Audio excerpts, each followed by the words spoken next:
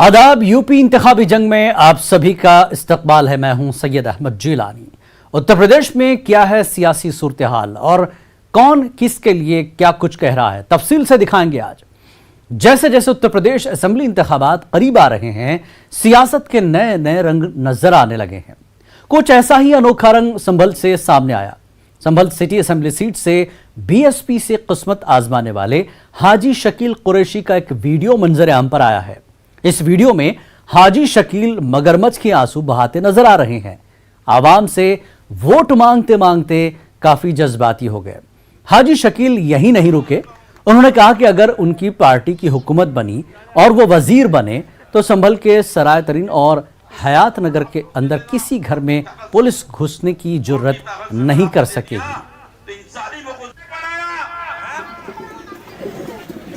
और मैं कैबिनेट मंत्री बन गया ना, सराय तरीन हयात नगर के अंदर किसी पुलिस वाले की हिम्मत नहीं होगी जो दरवाजे में बिना वजह आ जाए। एक बेवा औरत ने, मेरी माँ ने सराय तरीन से फ़ोन किया मुझे जब मैं क्वारंटीन सेंटर में था कि शकील तुम कहाँ हो। मैंने कहा अम्मा मैं तो क्वारंटीन सेंटर में हूँ। तो वो चीख निकल गई उनकी, कहा हमारे बच्चे 3 दिन से भूखे हैं, अब हमारा कौन देखेगा। उस मंजर को देखते हुए मेरा परिवार भी क्वारंटीन करा दिया इन लोगों ने, सियासी लोगों ने संभल के। अब ये तो जब वो घड़ियाली आंसू बहाते हैं वो लोग, वो घड़ियाली समझते हैं। ये हमारे दिल की आवाज़ थी और घड़ियाली आंसू दुनिया देखती है, घड़ियाली घड़ियाली होते हैं। सर एक बार वीडियो और आता है, आपने इस चीज़ पे कहा है कि अगर मैं कैबिनेट मंत्री बना या विधायक बना तो सराय हैदर में पुलिस किसी के दरवाजे पे नहीं गई। क्या कहना है, क्या उकसाने की बात की क्या? देखिए उसमें यह है, आज जो दौर है पुलिस बिना वारंट के घुस जाती है घरों के अंदर, वो गलत तरीका है। लाइट वालों का तरीका गलत है, गरीब लोगों को सताया जा रहा है। इंशाल्लाह अगर हमारी सरकार आई तो ये सब कुछ नहीं होने देंगे, गलत मुकदमों में फंसने नहीं देंगे किसी को भी, सरकार हमारी आएगी तो। वजीर आला योगी आदित्यनाथ दोपहर तकरीबन 3 बजे देवबंद पहुंचे। यहां उन्होंने एटीएस कमांडो ट्रेनिंग सेंटर का संग बुनियाद रखा और तलबा में टैबलेट और मोबाइल फोन तकसीम किए और फायर स्टेशन का भी इफ्तिताह किया। इस जलसे आम से खिताब करते हुए वजीर आला ने कहा, सहारनपुर में लोगों को बहुत सी सहूलियात फराहम की जा रही हैं। एक तरफ जहां आपको टैबलेट दिया जा रहा है, वहीं दूसरी तरफ दहशतगर्दों से निमटने के लिए एटीएस का ट्रेनिंग सेंटर भी दिया जा रहा है। भी आपके देवबंद में किया है। एक तरफ समृद्धि के लिए टैबलेट और स्मार्टफोन होगा तो दूसरी तरफ हमारी कमांडो फोर्स भी आतंकवाद को नेस्तनाबूद करने के लिए तैयार होगी। पिछली सरकारों के द्वारा आग लगाई जाती थी और यह सरकार समृद्धि के लिए आग बुझाने का कार्य करके फायर टेंडर की स्थापना कर रही है। आज हम यहां पे दर्जनों प्रदेश भर में फैले नए फायर स्टेशंस का भी आज यहां पर हम लोग लोकार्पण कर रहे हैं। और साथ ही जब सहारनपुर में आए हैं तो सहारनपुर की अनेक विकास की परियोजनाओं का लोकार्पण और शिलान्यास का कार्यक्रम भी यहां पर संपन्न हो रहा है। मैं इन सभी कार्यक्रमों के लिए सबसे पहले अपने युवा साथियों को टैबलेट और स्मार्टफोन प्राप्त होने पर हृदय से बधाई देता हूं। वजीर आला योगी आदित्यनाथ ने अलीगढ़ में बिजली पैदा करने वाली super critical unit 660 megawatt Harduaganj thermal power plant का इफ्तिताह किया।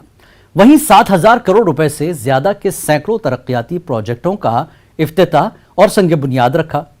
इस दौरान हुकूमत की जानिब से चलाई जाने वाली तमाम स्कीमों से वाकिफ कराते हुए नौजवानों को भी खुश किया और बड़ी तादाद में टैबलेट तकसीम किए गए। वज़ीर आला योगी आदित्यनाथ ने अखिलेश यादव पर भी तनकीद करते हुए कहा कि आज हम यहां प्लांट का इफ्तिताह कर रहे हैं, वहां लखनऊ में उनके पेट में दर्द हो रहा होगा और शाम तक वो इस प्रोजेक्ट को भी अपनी हुकूमत का बताने लगेंगे। अलीगढ़ में योगी को सुनने के लिए बड़ी तादाद में तलबा और तालिबात भी पहुंचे थे। मैं जानता हूं जब यहां पर हम इस पावर प्रोजेक्ट का स्वयं उपस्थित होकर के लोकार्पण कर रहे हैं, कुछ लोगों को लखनऊ में सपने आ रहे होंगे और उनके सपने में भगवान कृष्ण आ रहे होंगे और कह रहे होंगे कि अरे अपनी नाकामयाबियों पर अफसोस जाओ, जो कार्य तुम नहीं कर पाए वो बीजेपी की सरकार ने कर दिया है। I am so happy, I am so excited. क्या मिला? अच्छा लग रहा है, मुझे स्मार्टफोन मिला है। यहाँ जो प्रोग्राम हुआ उसके बारे में क्या कहें? प्रोग्राम बहुत अच्छा था। योगी जी ने हम लोग को दिया है तो पढ़ाई के बेसिक्स दिया है कि हम लोग आगे जाके पढ़ाई करें, अच्छा करें, हम लोग अपनी पढ़ाई के लिए अच्छा करें। और मे बी हो सकता है कि कोरोना की वजह से लॉकडाउन लग जाए तो उसमें हमें ऑनलाइन क्लासेस में बहुत प्रॉफिट होने वाला है। मुझे आज के प्रोग्राम में योगी आदित्यनाथ के द्वारा टैबलेट वितरित हुआ है, जिससे कि मुझे बहुत खुशी हो रही है। और इससे हमारी किसी भी समस्या का एक हल ये है कि हमें जो भी ऑनलाइन क्लासेस होती थी उसमें हमें किसी भी प्रकार की कोई भी दुविधा नहीं होगी। हम इससे अच्छे कार्य के लिए उपयोग करेंगे और मुझे ये जानकर बहुत खुशी हुई है कि मुझे भी मिला है और मैं उनका धन्यवाद कहना चाहूँगी। उत्तर प्रदेश के वज़ीर आला योगी आदित्यनाथ ने आज अलीगढ़ के अंदर 7,000 करोड़ रुपए के प्रोग्रामों का इफ्तिताह किया और संग बुनियाद रखा। इस दौरान उन्होंने अलीगढ़ के हरदुआगंज के अंदर 660 मेगावाट की एक यूनिट का इफ्तिताह करते हुए कहा कि पिछली सरकारों ने बिजली के क्षेत्र में कोई काम नहीं किए थे। हमारी कोशिश है कि हम लोगों के घरों तक बिजली पहुंचाएं और आज बिजली का ही दौर है। उन्होंने कहा कि हमारी कोशिश है कि आने वाला विधानसभा चुनाव में और भी बहुत सारी यूनिटें शुरू करें। साथ ही उन्होंने अखिलेश यादव, मायावती, राहुल गांधी और प्रियंका गांधी पर भी निशाना साधा। उन्होंने कहा कि इन सरकारों ने देश की जनता को सिर्फ ठगा है और उत्तर प्रदेश के अंदर बिलखुसूस कोई काम नहीं किए गए। उन्होंने आज यहाँ से नौजवानों को भी रिझाने की कोशिश की और उनको लैपटॉप भी बांटे। अलीगढ़ की जनता से उन्होंने सपोर्ट मांगा और कहा कि हमने आपके लिए 4 साल 7 महीने काम किया, अब आने वाले 3 महीने में आप हमारा साथ दें और हमें दोबारा से उत्तर प्रदेश की सत्ता सौंपें। अलीगढ़ से न्यूज़ 18 उर्दू के लिए मोहम्मद कामरान। उत्तर प्रदेश के वजीर आला योगी आदित्यनाथ ने अलीगढ़ के जलसे में जिस खदशे का इजहार किया था वो सही साबित हो रहा है।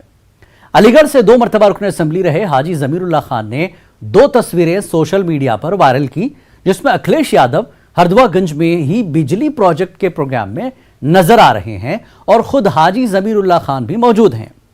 हाजी जमीरुल्लाह ने कहा कि आज जो विकास हो रहा है वो अखिलेश यादव का बेटा है और मौजूदा हुकूमत में विकास नामी कोई बच्चा आज तक पैदा ही नहीं हुआ। उन्होंने कहा कि यह हमारे शुरू किए गए प्रोजेक्ट का इफ्तिताह कर रहे हैं।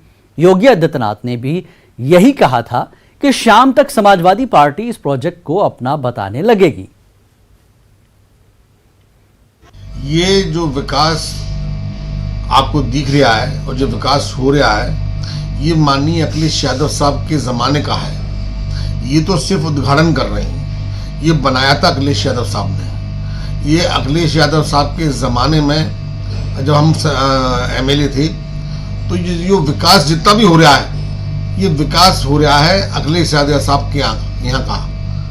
जो विकास घोड़े पर चढ़ रहा है ये अखिलेश यादव साहब का बेटा है विकास। इनके यहाँ तो कोई विकास नाम का बच्चा पैदा हुआ ही नहीं आज तक बीजेपी वालों के यहाँ। इनके यहाँ तो मंदिर और मस्जिद के अलावा कोई चीज़ पैदा हुई नहीं। तो ये तो जो विकास चढ़ रहा है घोड़े पे, आज घोड़ा विकास का दौड़ रहा है, तो ये अखिलेश यादव साहब की देन है। अलीगढ़ के हरदुआगंज इलाके में एक और प्रोग्राम में शिरकत करने पहुंचे उत्तर प्रदेश के वजीर आला योगी आदित्यनाथ को सुनने के लिए बड़ी तादाद में लड़कियां भी पहुंची थी, जो उत्तर प्रदेश के नज़्म-ओ-नस्क से पूरी तरह मुतमईन नजर आईं। उन्होंने कहा कि कोरोना के बाद से ऑनलाइन एजुकेशन सिस्टम में काफ़ी दिक्कतों का सामना करना पड़ा, लेकिन अब हुकूमत ने सभी हाथों में मोबाइल और टैबलेट पहुंचाए तो इससे तालीम हासिल करना आसान होगा। वज़ीर आला योगी आदित्यनाथ को आज अलीगढ़ में सुनने के लिए बड़ी तादाद में यहाँ लड़कियाँ आई हुई हैं। आप देख सकते हैं किस तरह से बड़ी तादाद में यहाँ लड़कियाँ मौजूद हैं और ये लड़कियाँ वज़ीर आला को सुनने के लिए आई हैं। उनका यही कहना है कि आज यहाँ पर जिस तरह से वज़ीर आला अलीगढ़ में आए हैं और उन्होंने लड़कियों से खिताब किया है, इन लोगों को टैबलेट दिए हैं, वहीं बहुत सारी सिक्योरिटीज़ हैं, उन सिक्योरिटीज़ के ऊपर भी हम इनसे बात करेंगे। किस तरह आप देख रहे हैं इस पूरे 5 साल के अंदर छात्राओं के लिए सरकार ने किस तरह का काम किया है? सर, छात्राओं के लिए सरकार ने बहुत कुछ किया है। गरीब पढ़ नहीं पाते थे, हम अपनी ऑनलाइन क्लास नहीं ले पाते थे, अब हम फ़ोन के माध्यम से अपनी शिक्षा में प्रगति करेंगे। हमें वजीफा देकर, हमें छात्रवृत्ति देकर हमारी पढ़ाई में योगदान दिया है, क्योंकि हमारे माँ बाप इतने पैसे वाले नहीं हैं कि बच्चों को, कि सभी के माँ बाप इतने पैसे वाले नहीं हैं कि इतनी दूर तक बच्चों को भेज सकें। अब ये छात्रवृत्ति तथा फ़ोन के माध्यम से हम अपनी पढ़ाई में प्रगति करेंगे तथा अपनी सरकार को, इसी सरकार को बनाए रखेंगे तथा अपने देश को आगे बढ़ने में मदद करेंगे। आज क्या कहना चाहेंगे, किस तरह से टैबलेट्स मिल रहे हैं आपको, क्या आपकी खुशी है? हम बहुत खुशी हैं कि पढ़ाई के लिए हमें ये सब मिला हुआ है टीकाराम कॉलेज को, इस चीज़ से हम बहुत खुश हैं योगी जी से। जो पेंडेमिक में पढ़ाई में परेशानियां आ रही थी वो इससे दूर होंगी? हाँ, बिल्कुल होंगी इस चीज़ से। बेटा आप बताइए, क्या कहेंगी, क्या नाम है आपका? सर, हनी शर्मा। कैसा लग रहा है आज आप लोगों को टैबलेट्स मिले हैं, क्या कह रहे हैं? सर, हमें बहुत खुशी मिल रही है, हमको टैबलेट्स मिले। क्या फ़ायदे होने वाले हैं? सर, इससे हमारा पढ़ाई के लिए भी बहुत फ़ायदा होगा, जैसे ऑनलाइन क्लासेस वगैरह हैं, जो भी हम सब कर पाएंगे। योगी जी जिस तरह से काम कर रहे हैं सुरक्षा के लिए, बेटियों के लिए बहुत सारे योजनाएं शुरू की हैं, किस तरह देखती हैं सरकार के इस काम को पूरे 5 साल में? बहुत खुशी के साथ। तो ये छात्राएं यहाँ बड़ी तादाद में आई हुई हैं और इनका यही कहना है कि उत्तर प्रदेश सरकार ने छात्राओं के लिए जो काम किए हैं वो बहुत सराहनीय हैं और इसी तरह से वो चाहती हैं कि उनकी पढ़ाई के ऊपर काम होता रहे और ये टैबलेट जो उनको मिले हैं इससे वो और नई नई तरक्कियाँ हासिल करती रहें। अलीगढ़ से न्यूज़ 18 उर्दू के लिए मोहम्मद कामरान। यूपी इंतखाबी जंग में एक बार फिर आपका खैर मकदम है। यूपी इंतखाबात की तशहीर में लीडरान कोई हरबा अपनाने से नहीं चूक रहे हैं। पहले एक दूसरे पर जबानी हमला होता था, अब पोस्टर और होर्डिंग वार जारी है। गाजियाबाद के डिस्ट्रिक्ट हेडक्वार्टर के अहाते में एक पोस्टर उस वक्त सुर्खियों में आया जब कलेक्ट्रेट के अहाते में सरकारी स्कीमों के पोस्टरों के अंदर 2017 से पहले की हुकूमतों को निशाना बनाने वाले पोस्टर लगाए गए, जिसमें यह बताया गया था कि 2017 से पहले किस तरह से सरकारी पैसों की बंदर बांट होती थी और अब सरकारी पैसा आवाम की तरक्की के लिए खर्च किया जाता है। इस पोस्टर के जरिए समाजवादी हुकूमत पर निशाना साधा गया था, जिसके जवाब में समाजवादी पार्टी की जानिब से होर्डिंग लगाई गई है जिसमें अखिलेश के दौर की स्कीमों का जिक्र किया गया। इस होर्डिंग के बाद बीजेपी आग बगोला हो गई है। बीजेपी लीडर प्रदीप वाल्मीकि ने कहा कि ऐसे लोगों पर एफआईआर होनी चाहिए। डीएम कार्यालय है, ये सरकारी प्रांगण है और सरकारी प्रांगण में इस तरह से सरकार के विरोधी अगर होल्डिंग लग रहे हैं तो इसके लिए कम से कम जिला प्रशासन पूरी तरह से जिम्मेदार है। ये क्या होल्डिंग लग रहा है? ये इनसे बुरे काम तो इनकी सरकार में हुए हैं जिन्होंने होल्डिंग टांग रखा है। यहाँ पर हमारी सरकार के काम अपने आप बोल रहे हैं, दिख रहे हैं, सड़क पर दिख रहे हैं कि सरकार क्या कर रही है हमारी और इनकी सरकार ने क्या क्या करा है। तुष्टीकरण की नीति ये लोग करते हैं, हम नहीं करते तुष्टीकरण की नीति। क्या कहना चाहेंगे जिस तरह ये गलत है, ये गलत परंपरा। मैं जिलाधिकारी से मांग करूंगा कि तत्काल इस होल्डिंग को यहाँ से हटाया जाए। ये अराजकता है, ये समाजवादी पार्टी के लोगों का गुंडा राज आज भी कायम करना चाहते हैं, तो नहीं होना चाहिए। मैं डीएम साहब से मांग करूँगा तत्काल इस होल्डिंग को यहाँ से हटाया जाना चाहिए। किसकी लापरवाही मानी जाएगी? सरकारी जगह, जिला प्रशासन सरकारी प्रांगण में जो प्रांगण का अधिकारी है यहाँ का, उसकी लापरवाही है।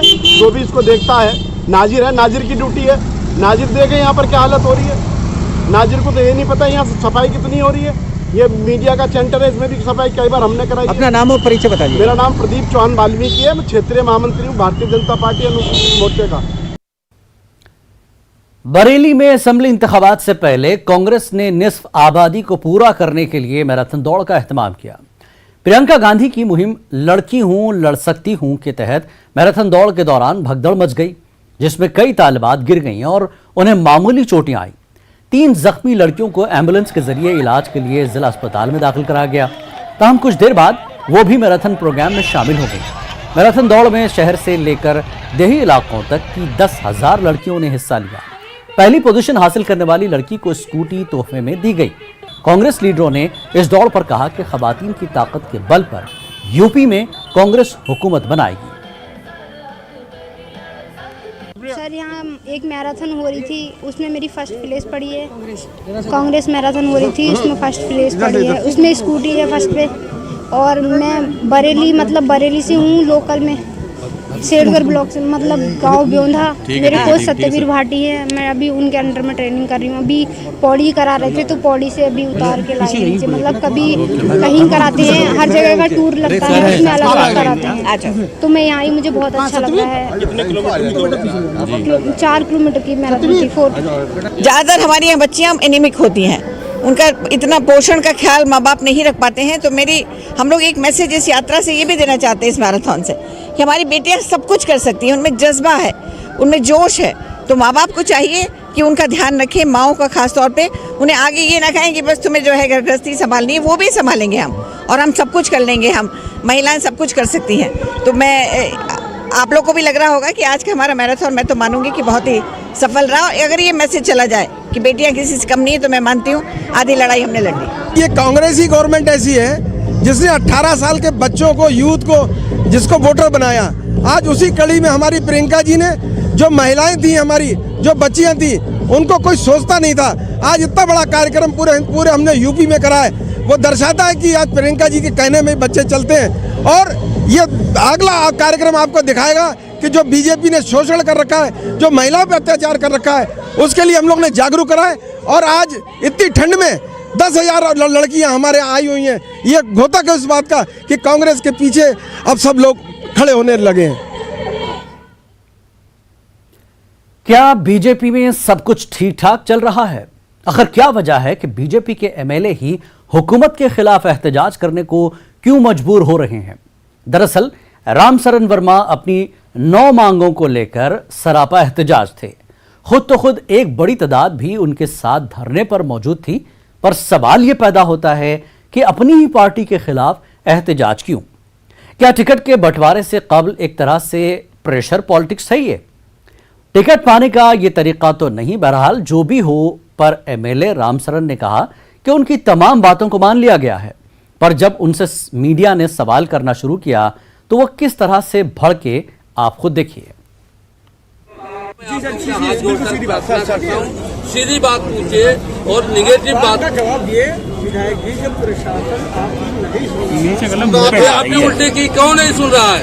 लेकिन क्रियान्वयन में विलम्ब हो रहा था, इसलिए सवाल अरे ऊपर मुख्यमंत्री से बात करते, किसी बात की बात मैंने सबसे बात कर ली।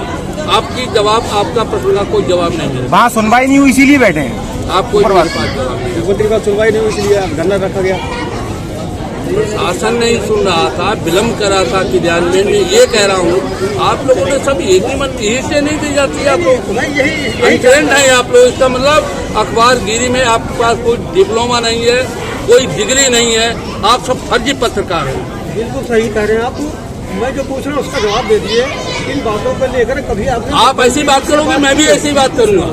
मैं कोई दबेल नहीं, मेरे खिलाफ जितना छापो छाप दो, मैं नहीं दबता हूँ किसी से। भैया, मुख्यमंत्री जो है ना, जो फैसले लिए थे उनका कार्यान्वयन प्रशासन नहीं कर रहा है, इसलिए धरना दिया जा रहा है। ठीक है, हटाइए।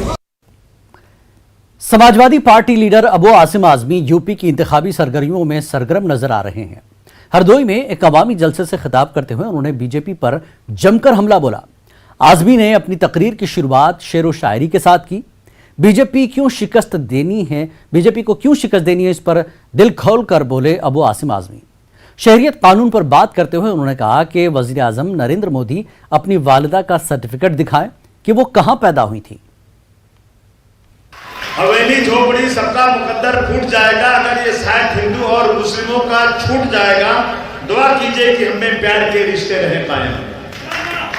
दुआ कीजिए कि हमें प्यार के रिश्ते रहे कायम। अगर ये रिश्ते टूट गए तो भारत टूट जाएगा। तो बीजेपी को हराना चाहिए कि नहीं हराना चाहिए?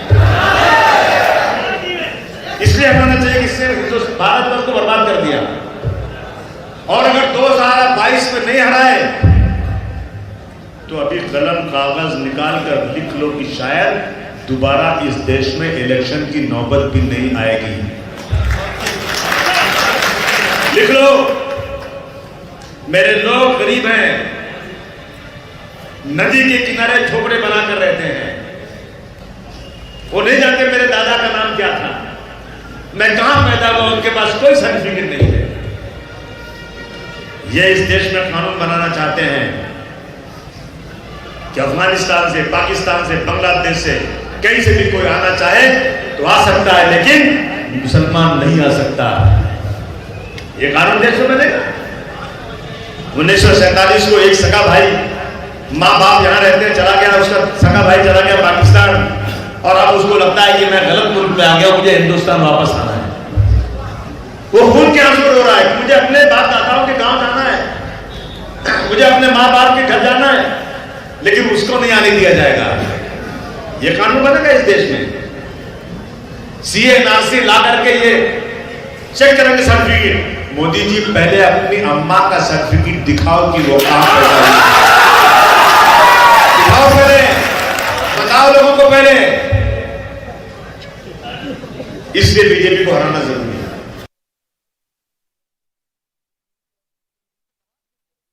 रहे हैं लीडरान की जबान फिसलनी तेज हो गई है। खबर हमीरपुर जिले से है, जहां बीजेपी की जानब से एससी कॉन्फ्रेंस का एहतमाम किया गया। इस कॉन्फ्रेंस से खिताब करते हुए रियासती वजीर मनोहर लाल पंत अपना आपा खो बैठे। एक बड़े मजमे से खिताब के दौरान उन्होंने गाली दे दी, साथ ही आवाम से कहा कि गरीब मत बनो, एससी बनो। मोदी ने एससी को सदर जमहूरिया बना दिया। वजीर के इस बयान से स्टेज पर मौजूद दीगर लीडरान हंसते नजर आए। योगी और मोदी जी ने कह दिया है कि आपको अब 24 घंटे इस बार आप जिताइए, 24 घंटे आपको हर घर में बिजली मिलेगी, क्योंकि इनका पूरा कचरा पतरे मतरे तार लगा दे पूरे गड़बड़। अब बे समेटा समेटी में पहले तो बे टूट गए तो उन्हें समेटा उन्हें करत रहे। अब आदमी जनता तो जनता है, क्या कर भाई, उन्हें ये थोड़ी पता है कि तुम्हारे तार सड़े सड़ गए 15 साल। आप गरीब बन के मत जियो, एससी बन के जियो, लेकिन गरीब बन के मत जियो। हम भी एससी हैं, हम भी कोरी हैं। आज देखिए आप, मोदी और योगी ने एक गरीब को देश का राष्ट्रपति बना दिया है। यूपी इंतखाबी जंग में फिलहाल इतना ही। आखिर में आप देखिए क्रिप्टो की समझ। हमें दीजिए इजाजत। आदाब।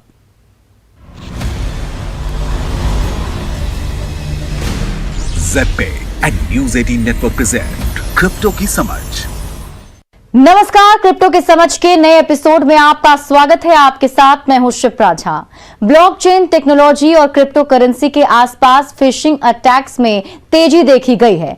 फिशिंग दरअसल प्रतिष्ठित संगठनों से होने वाला दावा करते हुए फ्रॉड मैसेजेस भेजने का तरीका है। फिशिंग मैसेज या ईमेल की पहचान कैसे करें? नंबर 1, तुरंत पूरी की जाने वाली रिक्वेस्ट। फिशिंग अटैक रिसीवर के मन में घबराहट पैदा करते हैं, जिससे व्यक्ति संदेश की प्रामाणिकता की जांच करने से पहले ही कार्रवाई करता है। नंबर 2, खराब व्याकरण और गलत लिखे गए शब्द। फिशिंग संदेश अक्सर गलत या फिर खराब व्याकरण और गलत लिखे जाने वाले शब्दों के लिए जाना जाता है। तीसरा, बेमेल ईमेल पते की जानकारी। सुनिश्चित करें कि फॉर्म फील्ड में दिखने वाला ईमेल एड्रेस वही हो जो मेल के पीछे सूचीबद्ध है। चौथा, generic signature line. Signature line सामान्य होती है, ना कि कंपनी का सिग्नेचर। पांचवा, unexpected request concerning personal information.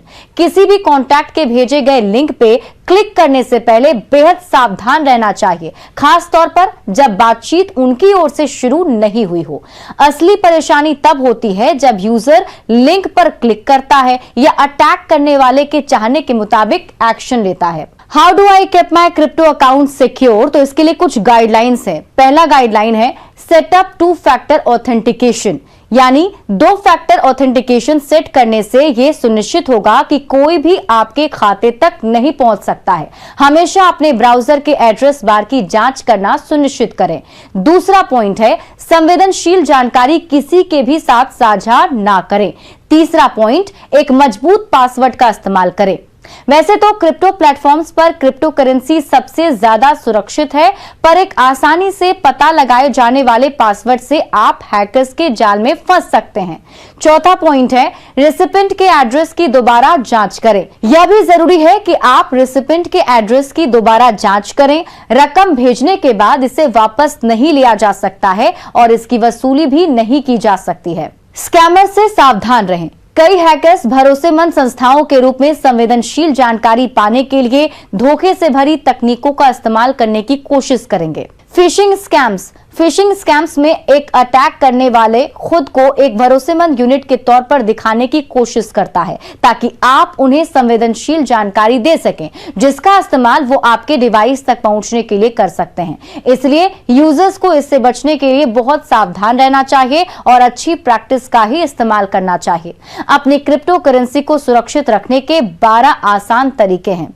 पहला है बेसिक ब्राउजिंग और कंप्यूटर हाइजीन बनाए रखें। दूसरा पॉइंट है अपने सभी डिवाइसेस को लॉक रखें। तीसरा पॉइंट है सभी सॉफ्टवेयर को नियमित रूप से अपडेट करें। चौथा पॉइंट है कि कोशिश करें और जहां भी संभव हो 2FA सुनिश्चित करें। पांचवा पॉइंट है सुनिश्चित करें कि आप अलग अलग खातों के लिए अलग अलग पासवर्ड का इस्तेमाल करते हैं। छठा पॉइंट है सुनिश्चित करें कि आप HTTPS साइटों पर ब्राउज करते हैं और जहां भी कोई संदेह हो तो सुरक्षा प्रमाण पत्रों की जांच करें। सातवां पॉइंट एड्रेस बार में लॉक आइकन देखें। आठवां पॉइंट है कि संदिग्ध फाइलों को डाउनलोड और एग्जीक्यूट ना करें। नवा पॉइंट है केवल फाइल के नामों को ना पढ़ें, उनके एक्सटेंशन को भी समझने की कोशिश करें। 10वां पॉइंट है सुरक्षित ऐप स्टोर के बाहर से एप्स इंस्टॉल ना करें। 11वां पॉइंट है अप टू डेट रहें और विभिन्न साइबर हमलों के बारे में जानें। चौथा पॉइंट है क्रैक्ड सॉफ्टवेयर इस्तेमाल करने से बचें, वो सिस्टम इन्फेक्शन की पहली वजह हो सकते हैं। फिर ऐसी ही रोचक जानकारी लेकर आऊंगी आपके लिए, तब तक के लिए नमस्कार। ज़ेड पे and news 18 network present crypto की समझ।